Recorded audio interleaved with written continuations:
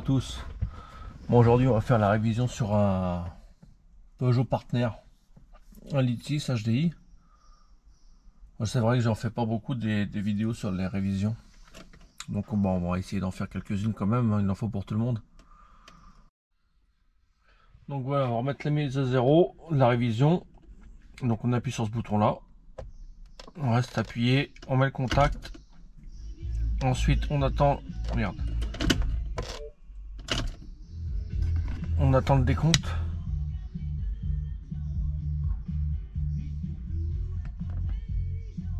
On attend à 0. Une fois qu'il y a le 0 avec le égal, on lâche.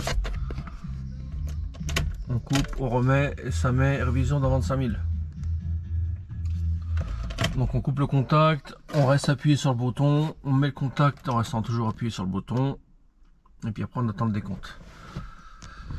Donc ça c'est voilà pour tous les véhicules PSA. Hein, la méthode pour la remise à zéro. Mis à part les Nemo.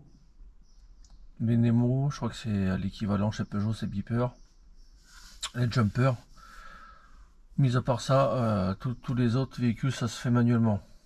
Ou alors à la valise. Donc maintenant on va ouvrir le bouchon d'huile pour faire une mise à l'air. On tire la jauge. Idéalement c'est faire ça à moteur chaud, comme ça l'huile elle est fluide et tout coule. Là le filtre à huile il se cache là, ici. Donc on va le desserrer aussi, le filtre à huile c'est une douille de 27. On va le desserrer jusqu'à temps que la cloche elle devient libre. Pareil pour faire un appel d'air pour vider la cloche en huile. On va monter, vu qu'il y a le filtre à air à faire aussi et le filtre à gasoil, on va retirer la durite. Et après je retirerai la prise au moment voulu. Donc là je vais lever.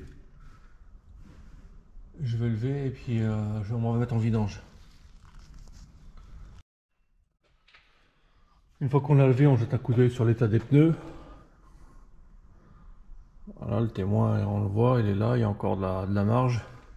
On jette un œil sur les amortisseurs, s'il n'y a pas de fuite, si les soufflets ne sont pas éclatés.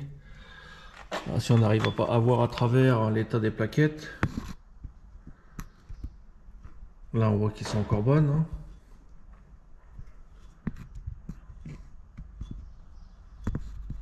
Si on arrive à voir comme ça.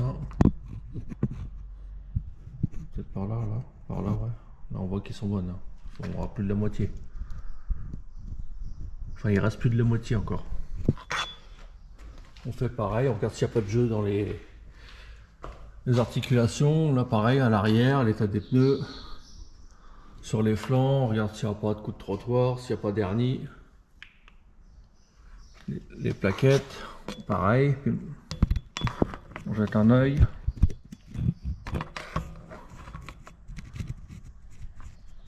Là, on voit. Les plaquettes, c'est pareil. C'est à la moitié, même un peu. Sur la moitié, même un peu plus.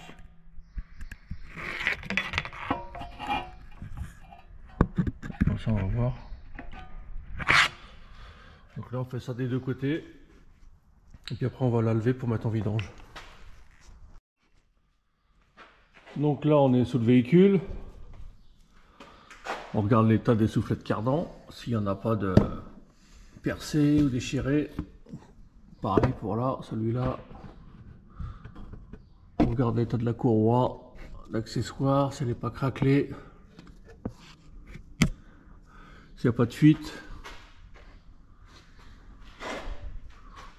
Faire attention à ces moteurs-là. À l'époque, au début, ça fuyait les carters. Bon, ils ont modifié le tir. Pareil de ce côté-là, on regarde les soufflets de cardan, s'il n'y a pas de fuite au niveau de la boîte. Un soufflet de cardan, voilà.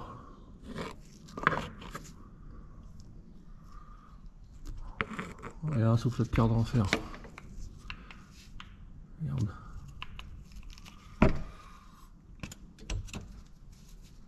Si je fais ça...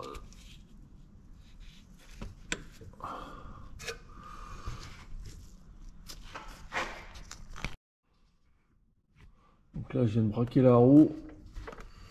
Là, bien sûr, toujours quelque chose pour te faire chier.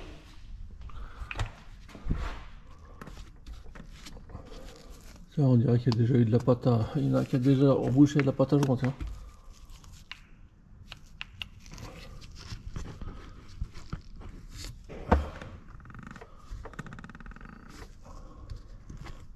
Bon, de toute façon, le soufflet est à remplacer. Donc pareil, on regarde s'il n'y a pas de jeu au niveau des rotules inférieures, de billettes de barre stable.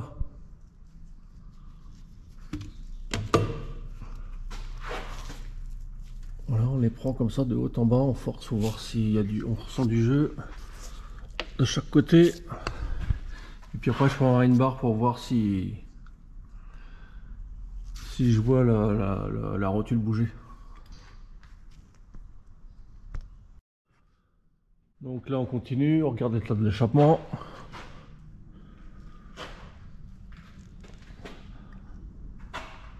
Là on regarde s'il n'y a pas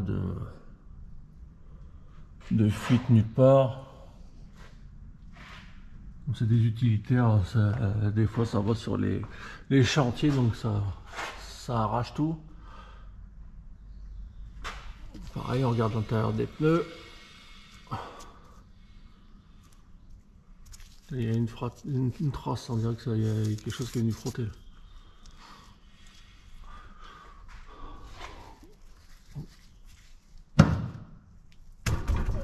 On regarde s'il n'y a rien qui se balade.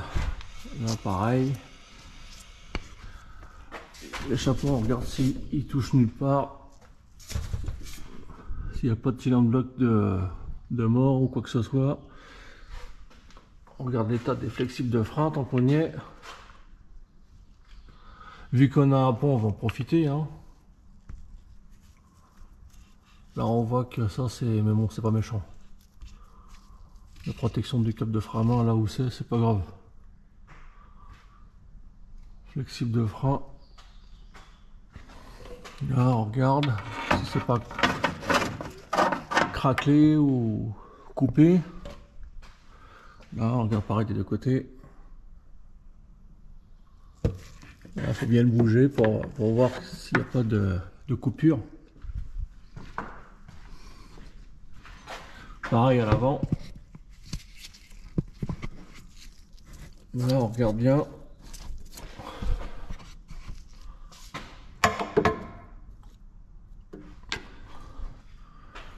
Et là ce côté là.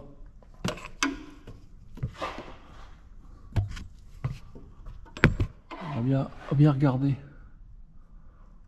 Les soufflettes de direction, pareil, on regarde s'ils ne sont pas déchirés, parce que ça c'est un refus au contrôle technique. Là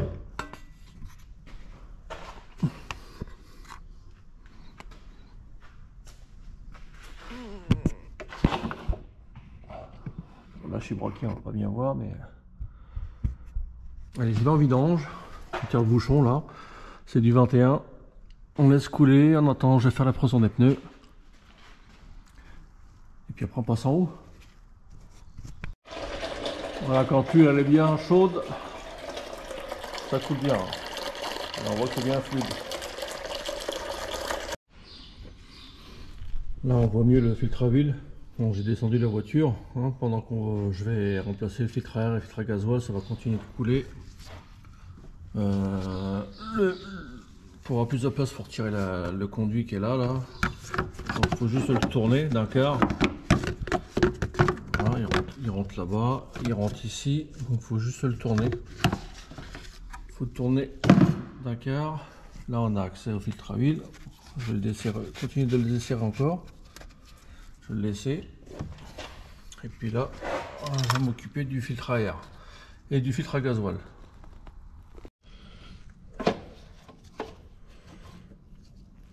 Donc là, il va falloir retirer, dévisser les 3 vis qui se trouvent là et là. La durite et la prise. Pour la durite, moi je conseille c'est de mettre du dégrippant. Ça facilite son extraction. Et puis bon après pour la prise, hein, On enlève le verrouillage, la languette, et ça c'est fait.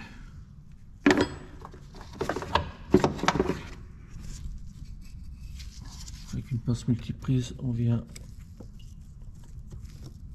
appuyer sur les deux languettes.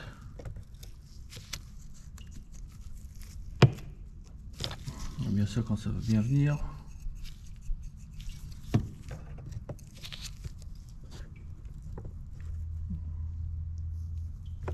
Voilà. Tout faire bien attention, il y en a pas mal qui le pètent le bout. Et maintenant, les 3 vis. Donc là, c'est du torse de 25.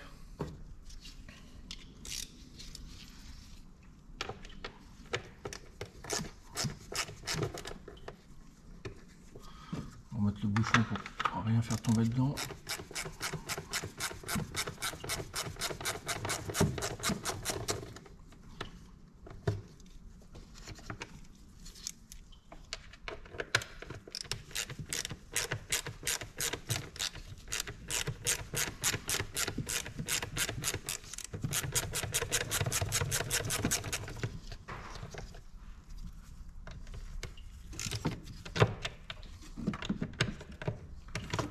Donc là déjà pour la révision on peut dire qu'il y a déjà un soufflet de cardan à refaire.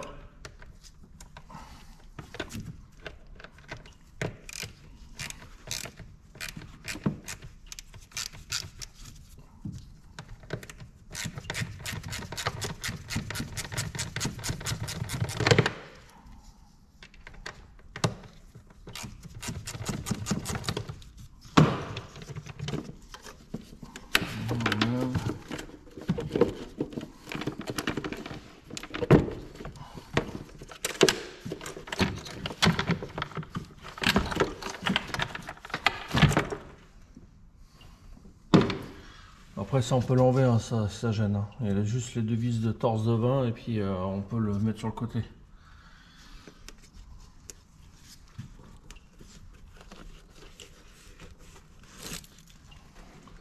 Là je mettrai un coup de soufflette dedans. Le filtre à gasoil, pareil, on enlève la languette, enfin le verrouillage, on enlève la languette. Et au besoin, voilà, on tire la prise. Celui-là, on va enlever la languette, pareil. Donc on lève, on met le tournevis dedans et on appuie en même temps.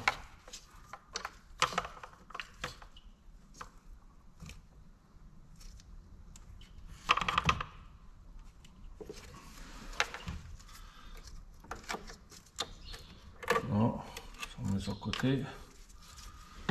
Et celui-là on appuie les 2 côtés pour pouvoir retirer le tuyau. Avec une clé à œil de 24, on dessert.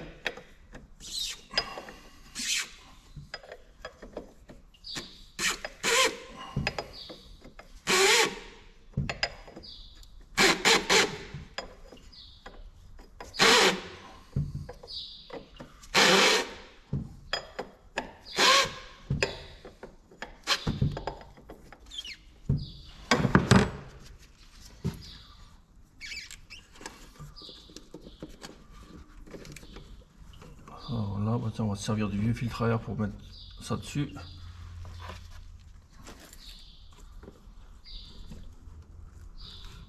Hop, le filtre à gasoil. On va le mettre dans ce sens-là pour le laisser goûter. Voilà, on va mettre. Là, je l'ai mis dans ce sens-là pour le laisser goûter.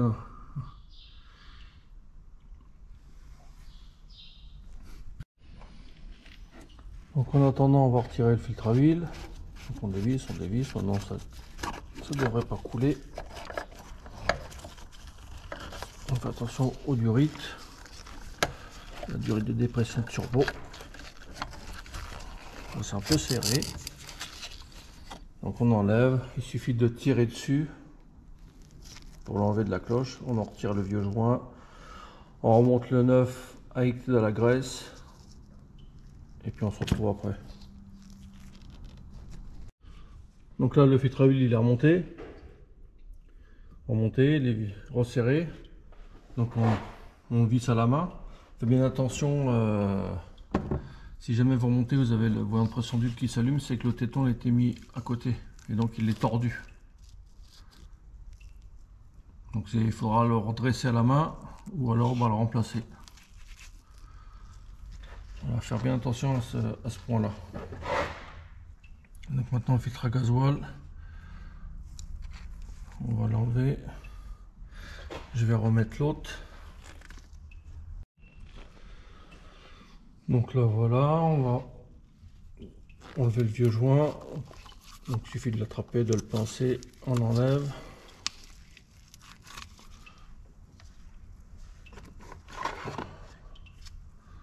On prend le nouveau, on remet en place.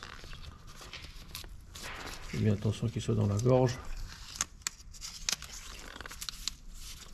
Voilà, on va les mettre de la graisse.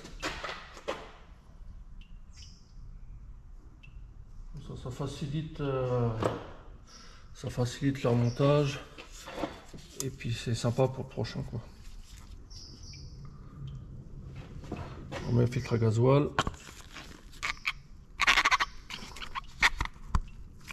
Alors c'est pas tout à fait le même, mais il y va. Hein. Il est remplacé par celui-là.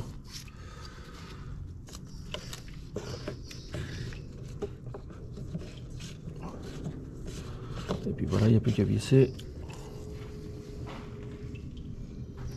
On reprend notre clé de 24. Ça, on va virer ça, il n'y en a plus besoin.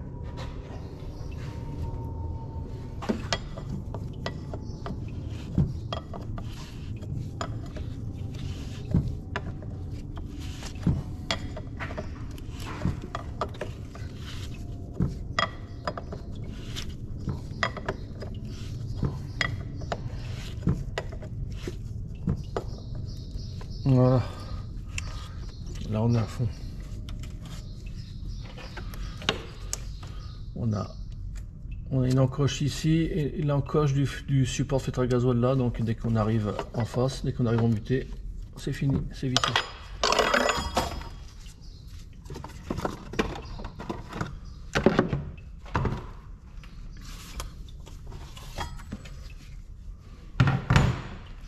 On branche. On fait bien attention que c'est bien verrouillé. Celui-là pareil. Voilà. Là, on le raccroche ici. On met la languette de verrouillage. La prise là-bas, pareil.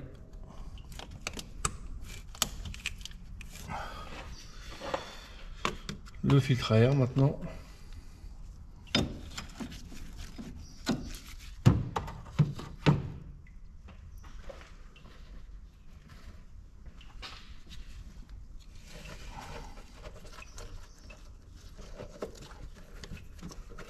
On appuie bien, on met bien en place.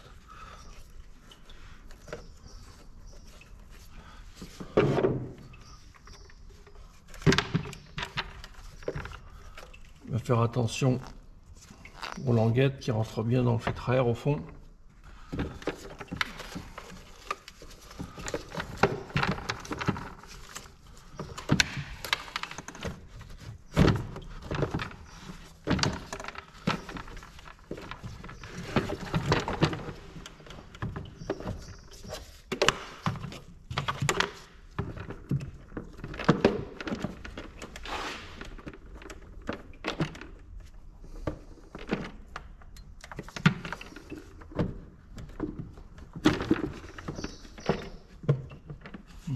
Voilà.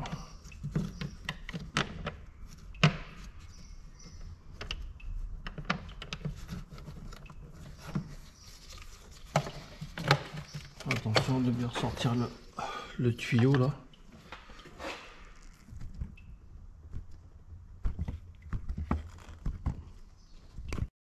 Je mets bien en face la GoPro, je ne sais pas si on est en train de filmer.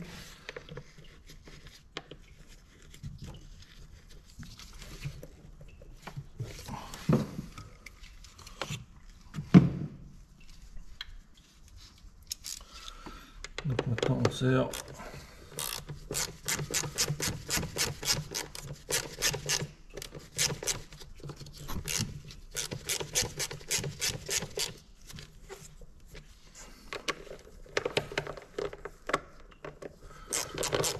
Pas besoin de serrer comme un malade, hein, c'est du plastique. Donc dès que ça devient dur, on arrête et puis c'est suffisant.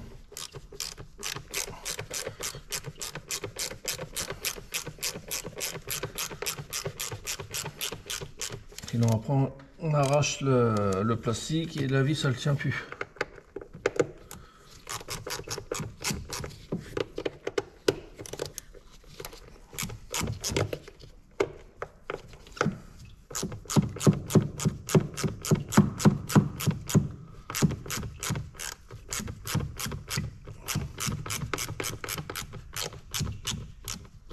Voilà.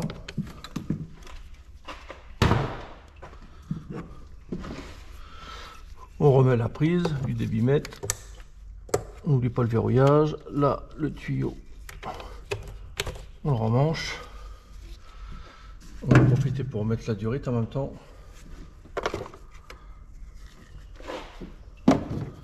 Pour que ça soit plus facile, on met un peu de dégrippant. Hein.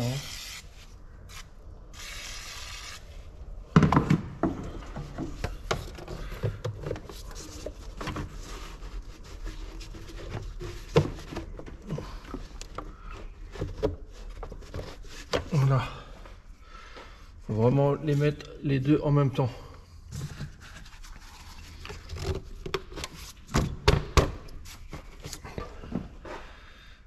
Une fois qu'on a fait ça, bon, on lève et puis on va remettre le bouchon. On va remettre le bouchon de vidange. Donc si ça a coulé au niveau du filtre à huile, tu auras de l'huile partout là sur la boîte, donc tu mets un coup de nettoyant frein, hein, ça part. Donc c'est soit tu changes le bouchon complet, tu peux l'avoir avec le joint, le bouchon, ou tu peux changer que le joint de vidange. Voilà, moi j'avais le bouchon de vidange. Donc on va remettre en place.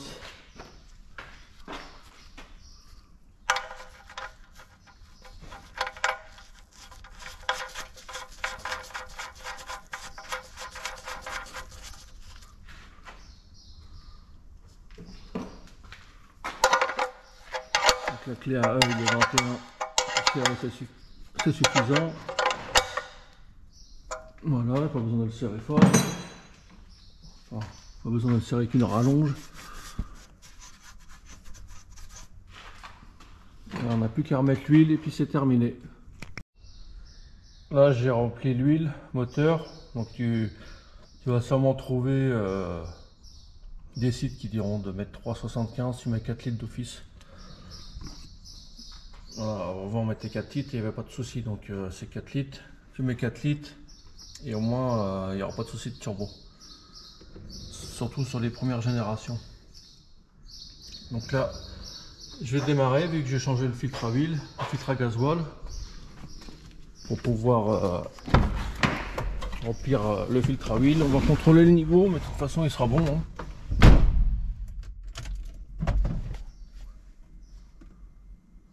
Donc tu coupes et remets le contact plusieurs fois pour réamorcer le gasoil.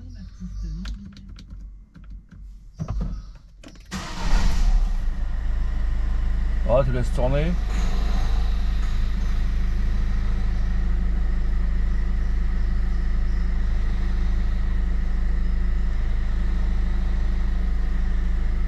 Si elle n'a pas calé, c'est que c'est bon, il n'y a pas de problème.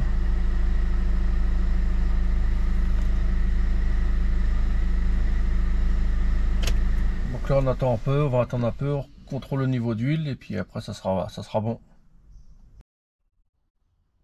Donc là, on tire la jauge.